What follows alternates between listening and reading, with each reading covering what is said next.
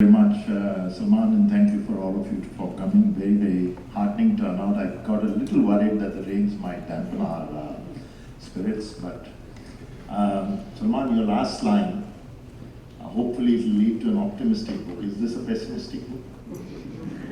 It's a realistic book, and realism sometimes can be irksome, can be distressing, and the reality of our lives today.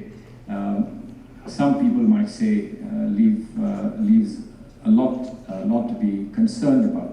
People often ask whether it's fear, it's worry, it's a dark tunnel, and I there remain optimistic. I believe there are lights around, but the realism and the reality of our lives today must be admitted, and to that extent.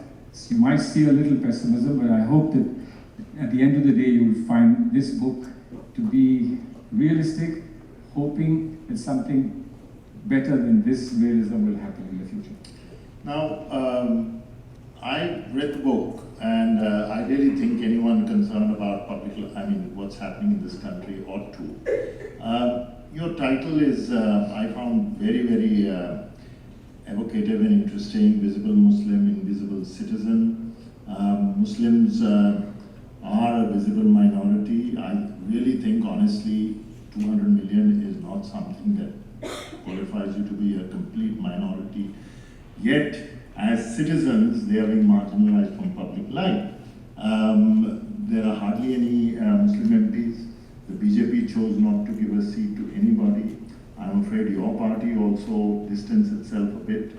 And in terms of policy, not just public life, in terms of policy making, there's the attention on them, the effort about them seems to be, you mentioned Triple Talaq, for example, but seems to be in ways that they are not kept in mind. I won't say center, but kept in mind. The Congress brought out the Sacha Committee report, no longer being talked about.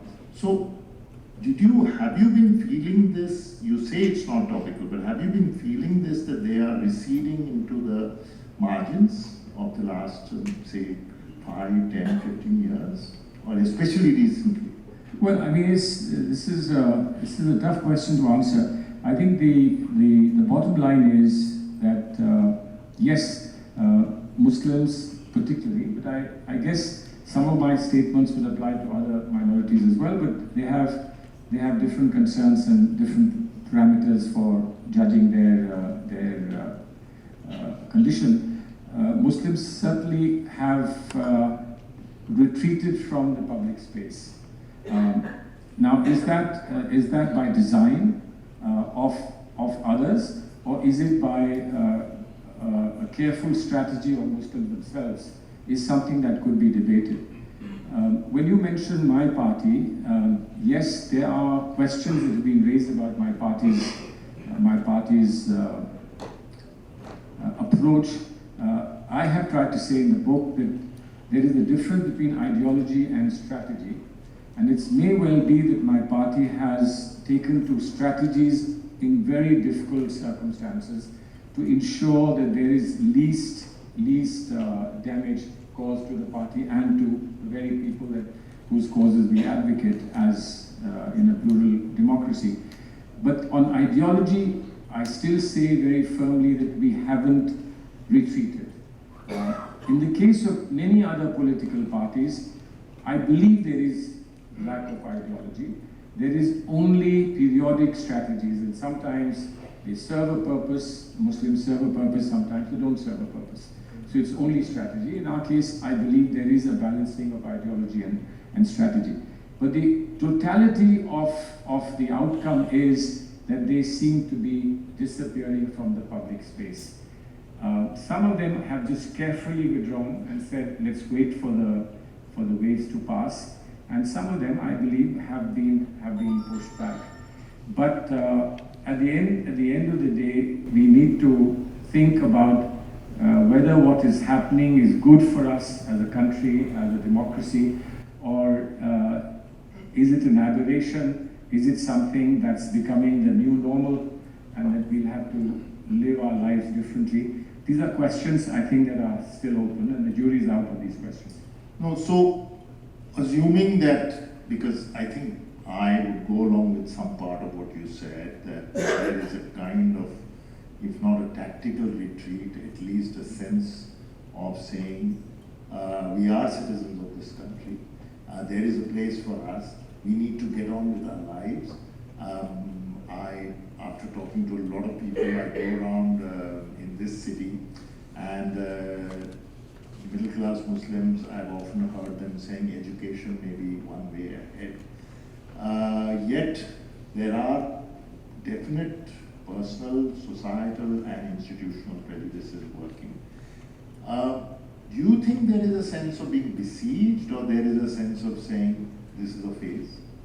Well, I think my impression from wherever I've been is that it's a phase. It's an unfortunate phase, and that this too will pass. There isn't yet, and thank God there isn't, a sense of feeling besieged. There isn't a sense of feeling entirely alienated. And there I must pay tribute to enormous number of people from the majority community who have stood their ground and who have advocated and who fought for the cause of Muslims. I think that's extremely important, and that's what will keep us together. It's important that we don't allow Muslims to drift away and go back into intellectual ghettos. Having said that, I must also flag the failures of Muslim institutions. They've thought about themselves entirely and not enough about things that may concern other people. Their participation in public discourse, where the issue is not about Muslims and minorities alone, is very sparse, and I think that's very sad. Secondly, the impetus for reform that must come from within, and I've advocated that reform must come from within, that impetus for reform has to be much greater. It's being done after all. Sir Syed, who established Aligarh University, having visited Cambridge and London, was obviously ridiculed for doing what he was doing, establishing a university like Aligarh.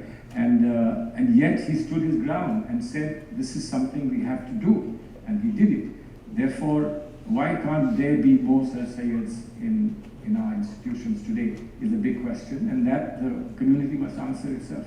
No, so the last couple of points which are similar about the kind of reform, I actually read in a couple of places you also have talked about moving with technology, moving with societal changes, not being stuck in quotes, Muslim issues alone, but participating. The general sense is that, and this may be prejudice or this may be just our perception, that progressive liberal voices often don't get vocalized or heard. And of course, we should not fall into the trap of looking at channels, for example, but the loony fringe is there because they shout. Some, you mentioned, some big fatwa from some big mullah becomes headline news.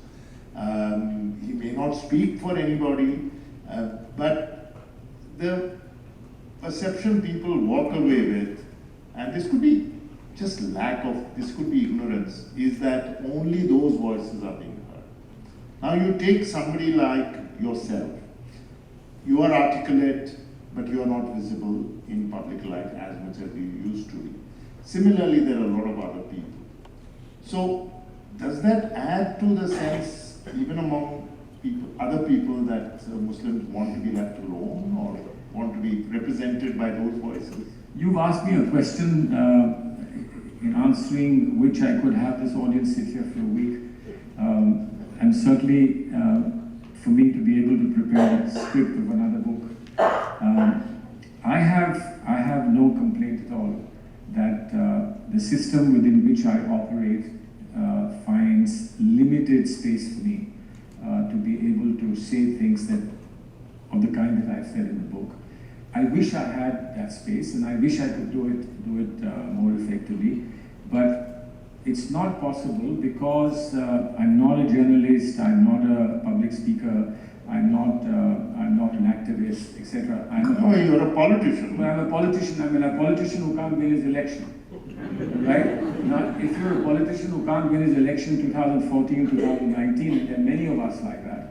But let's restrict it to a Muslim politician who can't win his election in 2014 and 2015. I don't blame people for saying, well, we don't need to give him space because nobody listens to him. Now, why does nobody listen to me is because we have a political landscape in which there are certain people who would listen to me if I spoke the language of my dear friend Waisi, and if I had a constituency in which those kind of people lived. But I have to go and speak to a constituency like yours, where I have to speak to everybody, and I have to speak a language that everybody understands. And when I speak the language that everybody understands, somebody else goes and speaks the language that only Muslims understand. And therefore, I come back to Delhi and they ask me, did you get any Muslim votes? And I said, well, not really.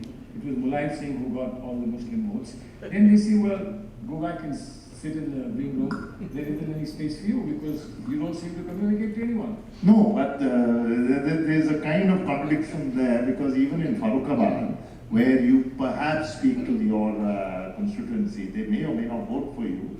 And I think lately they've been alienated from you, but that constituency also seems to have given up.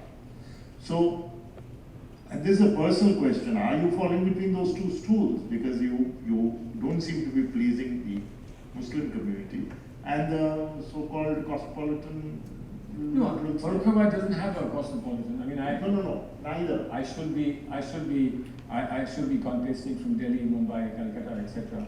I should come away from a rural constituency, but the rural constituency is looking for something that I'm not being able to offer to them today. But understand that I won that place twice, and therefore it's the same people. They may have changed, the younger people may have come, it's the same people, but today I lose an election because the people who voted for me over the years suddenly say to me, please understand, can't vote for you this time, because if we vote for you, we'll be helping the BJP.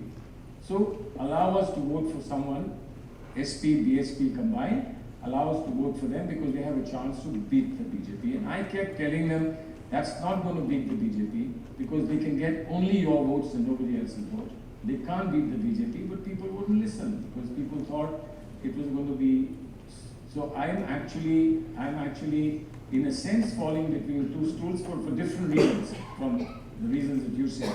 Now I have to get out of those two stools, and how between the two stools, and how do I get out unless I have a larger platform where people understand that there is something that has to be said to this country, and that's this book, and whatever I say to you here has to be said. Now, if I can't find a platform in Farrukhabad, somebody must facilitate a platform for me elsewhere.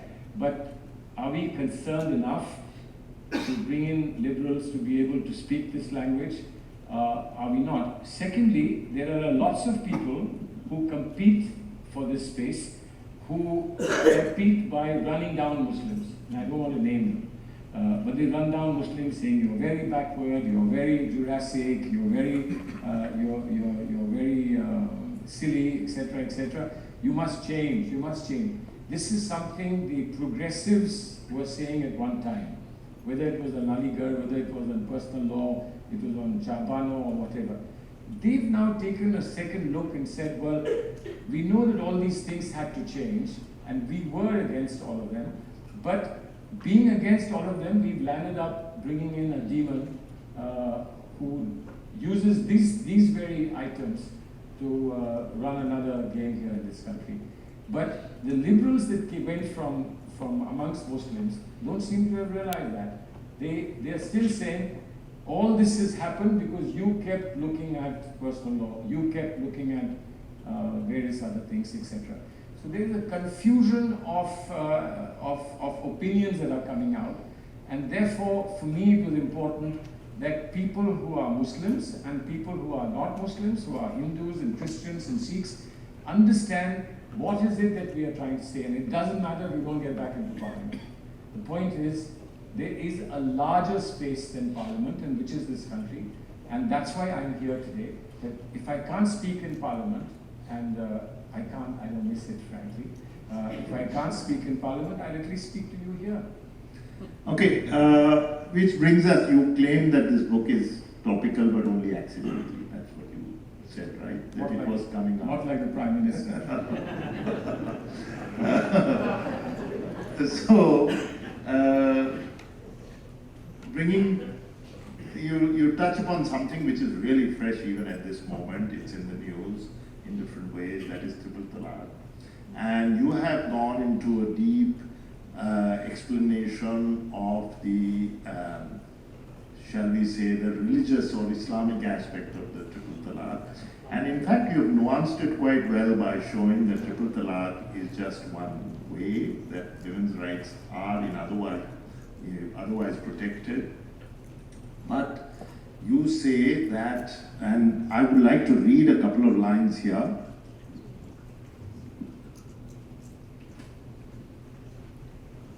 You've said, shorn of all the noise and harangue, the issue is not really about the empowerment of women, because then the government should have been looking at enhancing the benefit and protection given by the Muslim Women Protection of Rights on Divorce Act 1986 and other protective legislation.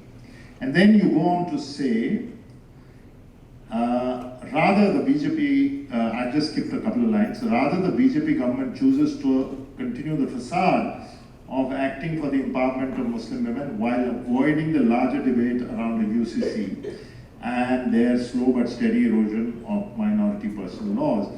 So you are saying, I wouldn't say implying, you're saying that there is perhaps some mischief that ultimately they want to head in that direction.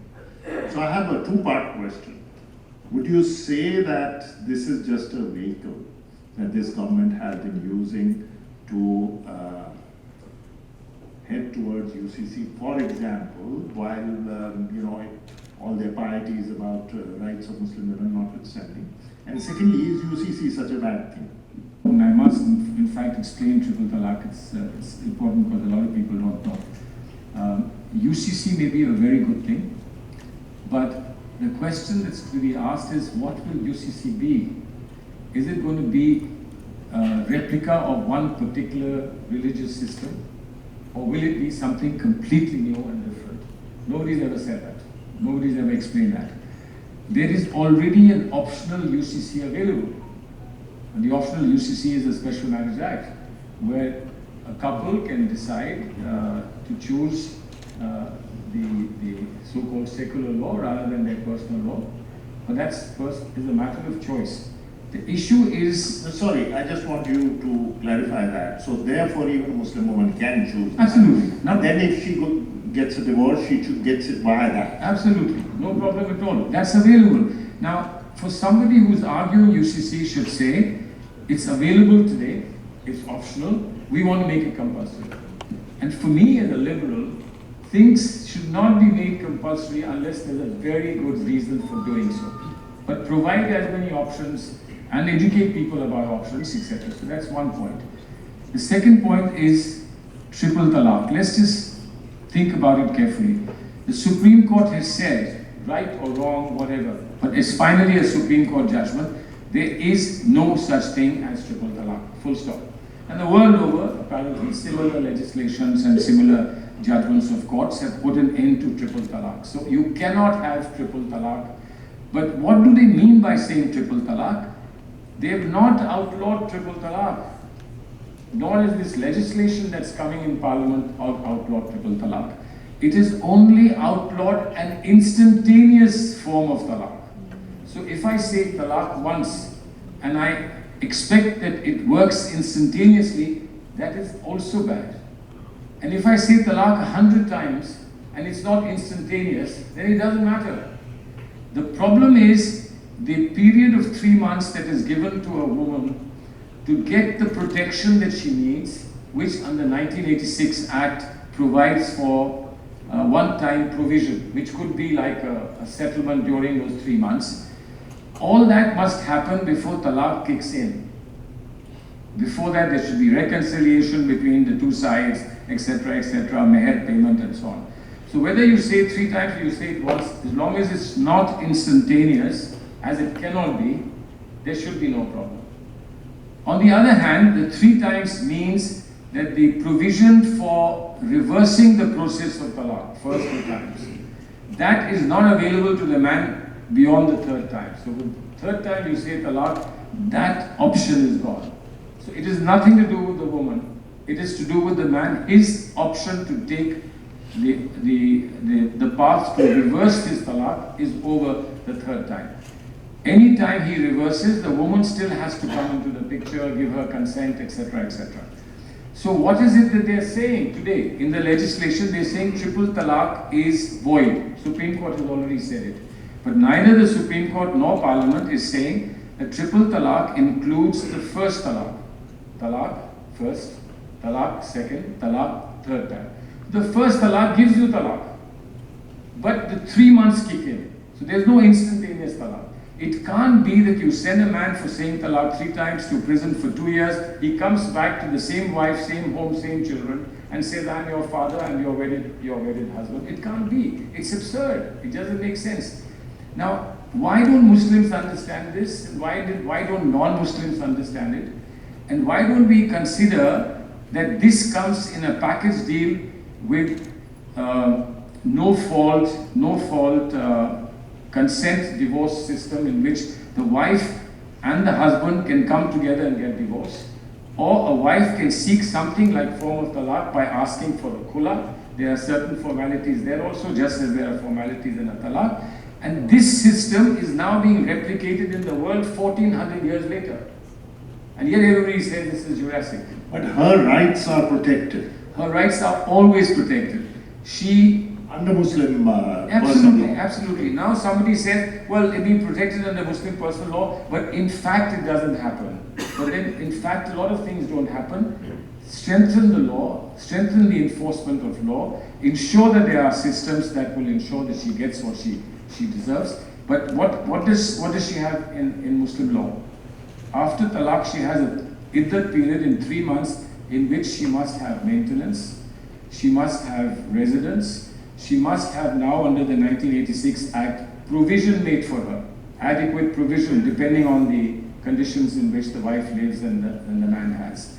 That provision is a one-time settlement. No law in this country provides that so easily within 3 months. All that's available.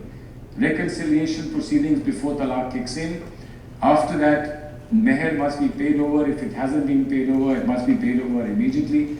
That's what Islamic law provides. If she asks for a khula, you go through the same procedure and she will be entitled. There's no fault system. She just simply has to say, I don't want to live with this man anymore, and she can get a khula. They can both come together in Mubarak. They will get divorced by consent or mutual consent. Again, no fault mutual consent divorce. All that is available to the woman. Now, I wish people who argue about this being Jurassic, this being unfair to the woman, should say, this is what it offers. I still think this is not good enough. But for the sake of argument, the women activists, Muslim women activists who were against it, were also saying this is antediluvian, this is very, very outdated, and because women are being left to fend for themselves. They did. They absolutely did. They're the ones who came to the Supreme Court, and all of them, I believe, if not every single one, but most of them, I believe, actually said they are against the triple talaq bill. Why? Same women. They are good to come and challenge it, but they're not good enough when they challenge the bill. That's very strange. That's very strange. Now, those women can have different views, and despite their having different views, you can debate with them to say, what else do you want? Has any woman at all questioned talaq? Talaq has never been questioned. Now, all you need to do is, some systems have done, they said if you say talaq 3 times, it means only once. That's the simplest way of doing it. So your real concern is the woman provided for after talaq? And if that's provided, and if that's ensured, then what is the matter with talaq? And there are all other legislations that apply equally. They apply equally to a Muslim woman who is divorced. What about the deserted woman? What about the woman who doesn't get a talaq, who doesn't get anything? She's just deserted and thrown out of the house. What is the protection that she has? The same protection should also be available to a talaq. No problem. Which takes us back to a high-profile incident of a woman being deserted, that is Shabana. And sorry, I thought you were talking about somebody else. no, the high-profile case of Shabana. You don't want to make this political, so only Shabana. No, I can talk about it, but I think the Muslim personal law does not apply there, as far as I know, in that particular case. But in the Shabana case, the conflicts between the party that you belong to, and a lot of people said then, and I'm sure you know that you took highly conservative positions on it. So have you traveled since then, and looking back, are you feeling that perhaps things need to move in a particular direction? No, Yeah. And the other is, how do you look back on that particular moment? Incidentally, your book does not take up that. You have not gone in deep into it at all. There are a couple of references.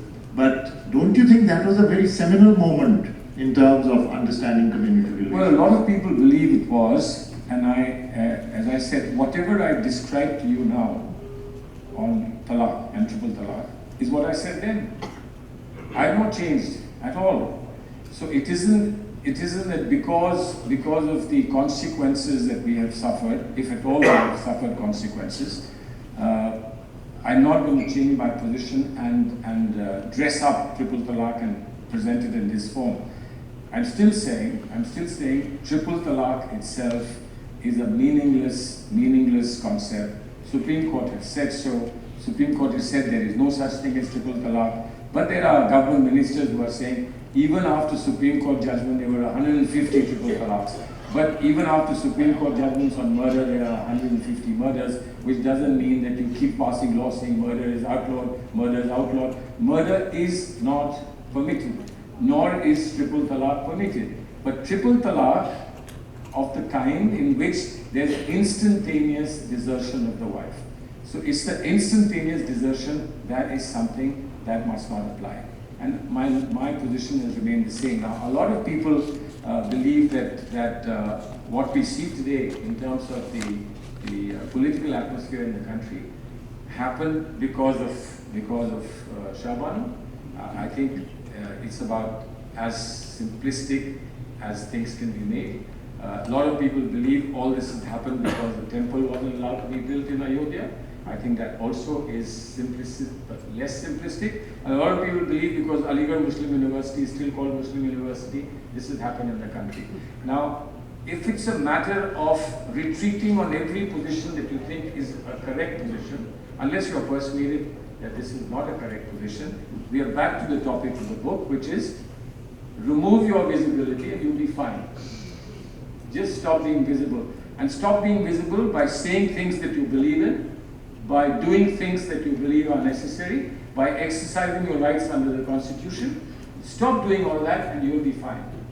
Now, you mean lay low and keep your heads down and get on with your life? Change your names, look different, wear different, eat different, speak different, and then you'll be fine. Now, if that's the kind of country we want to live in, and that's what people have decided to live in, then it's okay. But I am convinced, and I've said so in the book, and I will say it again, despite the huge majority that Mr. Modi has got in the 2019 election, the majority of people in this country, and when I say majority of people in this country, I mean majority of Hindus and majority of Muslims, do not believe in a theological state. And they do believe in the Constitution, and that they will never go along and support what is believed to be a mandate for turning us into one country, one system, one language, one food, one clothes, one whatever. Yeah, but I have to persist. You have not written a full exposition on what happened then and why that is important in its own way, and some of the positions you took. Do you feel that there is no need for an explanation? No, it's been done elsewhere. I mean, I've done a book on triple talaq, Oxford University Press, where I've talked about Shabano. I've written it, but it's happened a long time ago. And for some people it's topical. For me, it's no longer topical because we've moved on from Shabano to Shairabano. So I think it's better to talk about Shairabano than to talk about Shabano. But if somebody wants me to go back and write the history of Muslim women one day, perhaps I will include it. But there are lots of people better equipped to do that, and I'm quite happy to help them if they do want to write something. Again, do you think that there is, to put it crudely, a game plan to further marginalize a community? Because if you even look at NRC, though of course non-Muslims are also part of that, but if you look at that, if you look at not giving votes, if you look at a formulation in which a political party can show it can come to power overwhelmingly without bothering to say anything about the minority, much less giving them a ticket. So you said that the Muslims might feel that they should now go low profile. But is there a plan to make them worse than low profile and to just shut them out of the nation? Frankly, I have not studied the mind of the government and the people who've supported this government. But when I see ordinary people, and I've said that people who voted for the BJP and voted for Mr. Modi, they don't go around saying that now that we won, you must conform. I don't see people saying that. I mean, I see people being reassuring. I see people saying India will prevail. I see people coming to events like this and speaking their mind and saying we are all there together, etc. So I don't really believe that there is a design everywhere amongst people who voted for this. But whether this is in the mind of people who believe that they have succeeded in getting India to vote for them, specifically on this point. I mean, there are some crazy people who talk about if you don't want to do this, go to Pakistan, etc. Why should anyone go? Well, even Hindus like me are told that on a routine basis. Well, so you are half Christian. Maybe, but I keep asking why. You have a beard, and you espouse these causes, so you're certainly half a Muslim or an honorary Muslim. Oh, that's wonderful. But I keep asking, why should I go to Pakistan? Why not another country? Well, I think it may be the intention is that enough of you go to Pakistan, you will change Pakistan.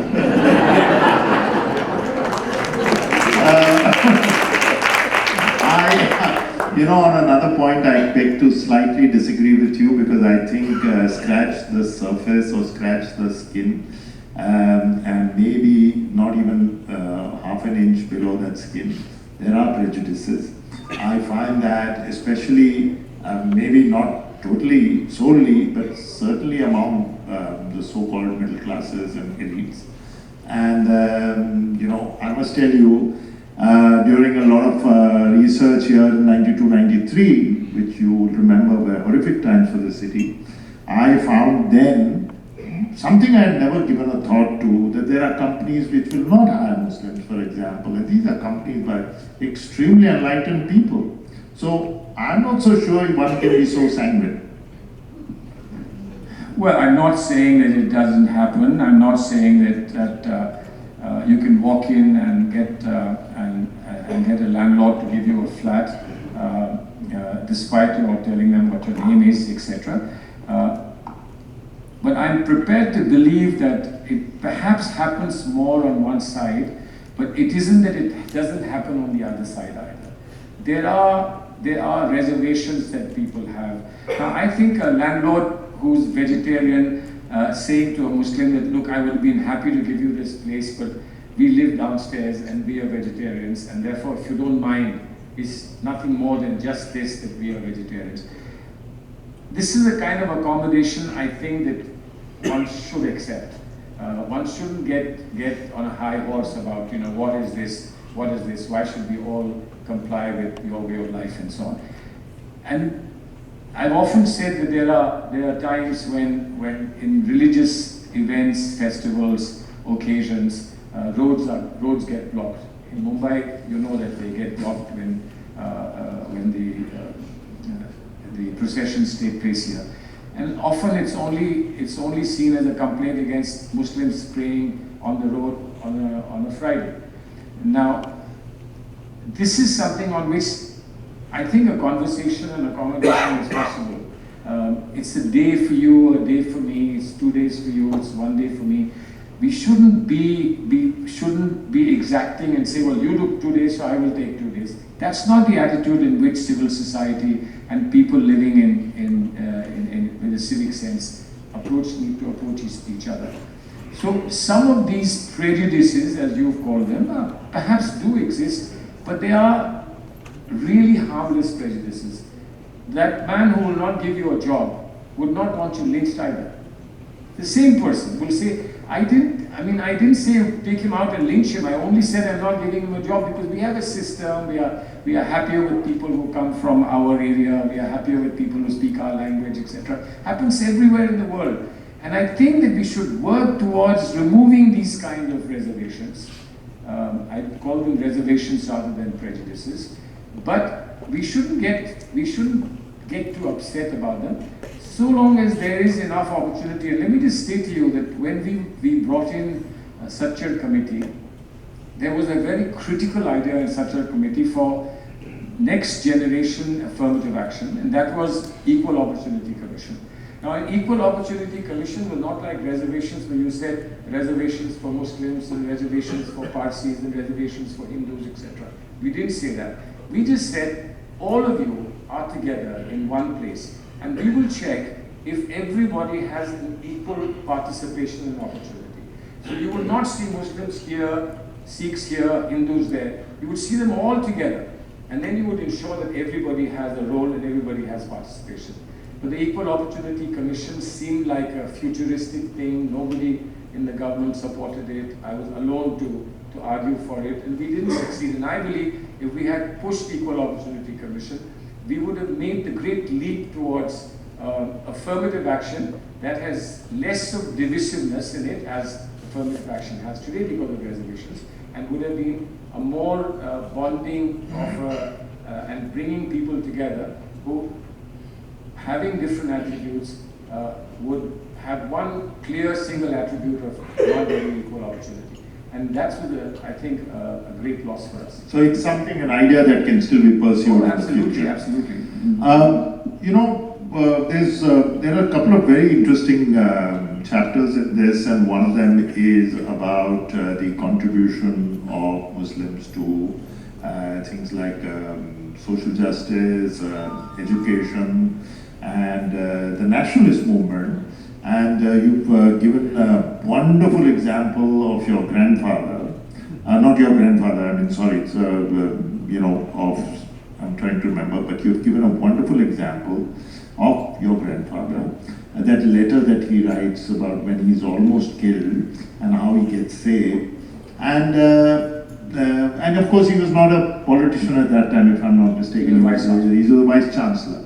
So there is a lot of that kind of, if I may put it very simplistically, positive messaging about how Muslims at every level of society have, and the very fact that many of them voted by not leaving, have been part and parcel of wanting to be in India, wanting to be part of India, and wanting and desiring to do their bit for the nation. From there to now, it's quite a journey.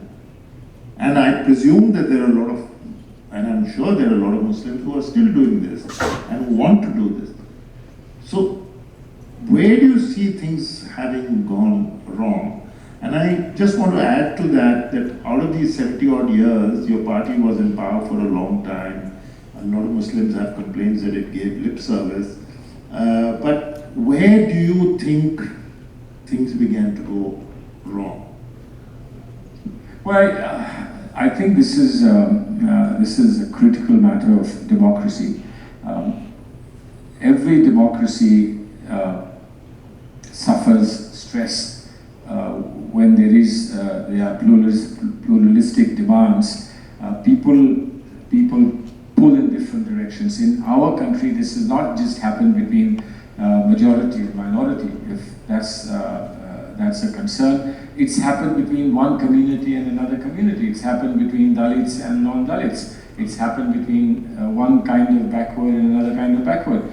Because the solution that has been thought of at the initial stage is a solution that becomes a bigger problem in due course. Now, today, when the reservations were introduced, it was in the hope that the reservations would bring people to the same level, and then the reservations could gradually be eased out.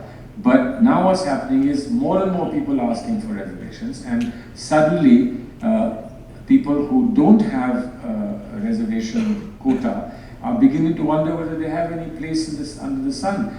And therefore, governments are now having to say, well, people who are in the unreserved category, we'll bring them in, but we'll bring them in through the economic considerations.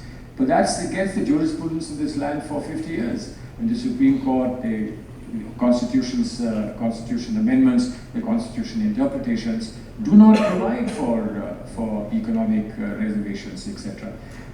What will we do? Are we going to change our entire jurisprudence in order to accommodate this? Or is it all going to collapse one day?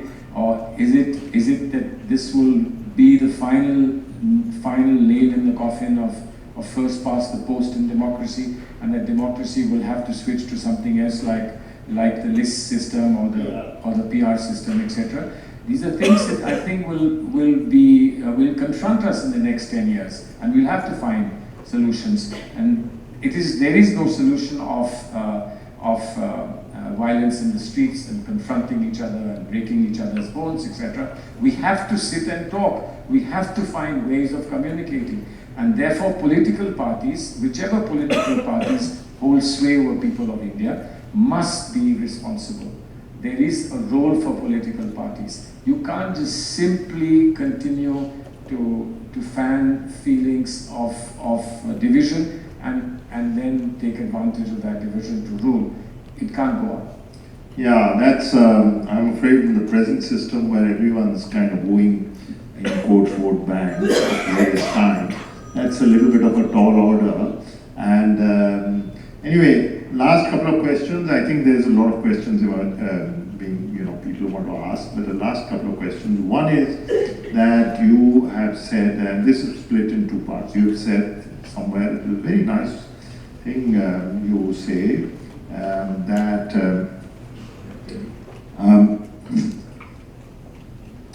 the essential questions that Muslims need to ask themselves is how to continue the adherence to their fundamental beliefs and yet make their religion compatible with modern times. There are countless, 1,000 examples of technological and scientific innovations that obviously could not have found direct reference in the Holy Quran and the Hadith. Are you saying that this grappling with the idea of modernity is something that is vital for the community to move with the times? And second part of my first question is, don't you think that this messaging is actually getting drowned out by the clamor within the community by this, if I may say so, the religious elements or self-appointed spokespersons who are not concentrating on that? Never mind what the community is doing, I'm talking about what these people are. Because, for example, I found recently I went to a school in a so-called Muslim neighborhood, and the Urdu school is shutting down, municipal school, and the English school is thriving because people want to do it. So that's what is happening at the ground level. But what would you like to say about this, and whether there are enough people articulating this? Well, Islam has a very significant concept of ijtihad, which is an exercise by which you internalize whatever changes you are confronting you and find solutions. It can't be done by everyone. It's done by people who have special training, understanding, scholarship, and whose whose stature and standing is accepted by the community. So it's done by specialized people. But they can do ijtihad. And it was almost 10 years ago that the Saudi Arabian king articulated this when he said the doors of ijtihad are not closed. So you can actually do this intellectual exercise. There are questions that maybe in a normal course are not answered by Muslims, but what about organ transplant? We don't have an easy answer to organ transplant. Similarly, there would be many other issues that would not have an easy answer because these issues have arisen long after the early centuries of Islam. And we need to grapple with them. And I think that if you do it in the right spirit, in the right niyat as they call it, all that is acceptable. Islam is actually a very flexible religion. It allows for enormous freedom. And let me just give you an extreme example. Roza is kept from sunrise to sunset. Right now it could be a longer day in Europe, it could be a short day in certain parts of the world, and it certainly varies from time of the year to time of the year. But if you were in the North Pole or South Pole, and you were keeping Roza, would you keep it for 6 months? Would you keep it for 6 months? No, you would just get back to the wristwatch and say, I belong to Delhi, so whenever in Delhi the Roza begins and whenever in Delhi Roza ends, that's the day, that's the time that I will keep my Roza. So there are ample examples in Islam where the flexibility allows you to do something so long as your niyat and your intention is pure. There is no problem. And I believe that that's the kind of leadership amongst the religious leadership that we need. Those are the kind of people we need who could take us forward. And this has been done in the past. Allama Iqbal did it, and I mentioned his work in the book. There are people like Maulana Thanvi who has done this, and that's referred to in the book. And there could be any number of people who do this exercise. We have some fine institutions in this. Are they coming up, those voices? Well, I would imagine not as much as we would like to see them. And there's a major problem because many of them confine themselves to Arabic and Urdu.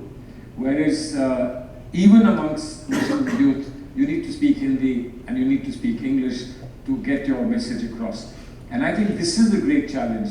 This is a great challenge that political leadership and religious leadership has to come together to provide, to give a modern interpretation. So if we could have the Madras lectures of Iqbal called the reconstruction of Islamic thought, why cannot there be a reconstruction of Islamic thought in our day and age? I mean, that's the critical question. Okay, actually my last question, nothing to do with the book. What do you think of the current government's foreign policy? Well, you're asking me this a day after President Trump said that he was asked to mediate. Meditate, and not mediate. Well, maybe the Prime Minister said, why don't you meditate and do yoga? And he thought that he was asking him to mediate. So it's a problem of communication. But diplomacy is about communication, isn't it? Now, if we are not being able to communicate, what kind of diplomacy and foreign policy do we have? We have a very bright foreign minister. We have an outstanding foreign minister. He has a remarkable record in the diplomatic service. And what can I say for him? I just feel sorry for him. That he has to deal with a situation in which things are far beyond him. Our best friends in the neighborhood are also alienated. Bangladesh and Nepal, for example. Forget the other two, forget even Sri Lanka. Far East, less said the better. US, we've thrown our lot with US and Israel. And the Chinese are, I'm just summing it up. And I've seen you closely, and how you worked as a foreign minister. So surely that's an intervention that perhaps you should be making in public spaces. Well, certainly, but I tell you this, it's a very, very tricky and very, very delicate matter, because this is another area sensitive to nationalistic pride. So if you say that, why did you say this to Trump, you're immediately going to be called a betrayer of the nation. because our Prime Minister can't ever say anything that's wrong. And the Trump's people say that he says wrong things all the time. So that's a very difficult choice to make between Trump and Mr. Modi. But the point really is that one does become a little self-conscious in an area where we're dealing with other countries, and you've been foreign minister, that you don't want to say something that sounds as though you're letting your country down. But there are moments in which it becomes impossible to keep your lips shut, and one will have to speak. Fortunately, I have some good colleagues in Parliament who don't allow people to notice that we haven't said anything. So Mr. Shashi Tharoor and Anand Sharma, they immediately offer their comments, and therefore I can bask in the comfort of knowing that it's something I won't say.